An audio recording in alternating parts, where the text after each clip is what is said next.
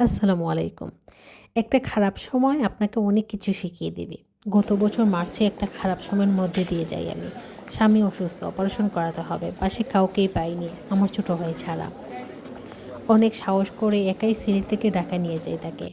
অনেক চড়াই উতরাইয়ের মাঝে আল্লাহর রহমতে তাকে সাকসেসফুলিভাবে অপারেশনটা করাতে পারি।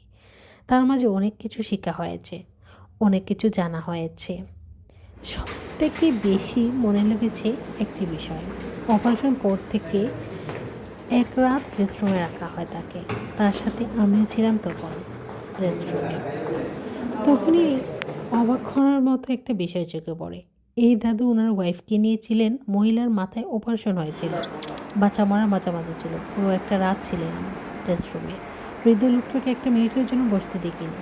সবসময় ওনার বউকে ডাকছিলেন, কথা বলেছেন। একটু মুহূর্তের জন্য ওনাকে একা রাখেননি। আল্লাহর অশেষ রহমতে ফজর আজানের সময় মহিলা একটু রেসপন্স করে। তখনও বুঝেছিলাম ভালোবাসার মানুষ ঠিকঠাক হলে একটা মানুষের হাত ধরে চোখ বন্ধ করে পুরোটা জীবন কাটিয়ে দেওয়া যায়। ভালোবাসা সুন্দর।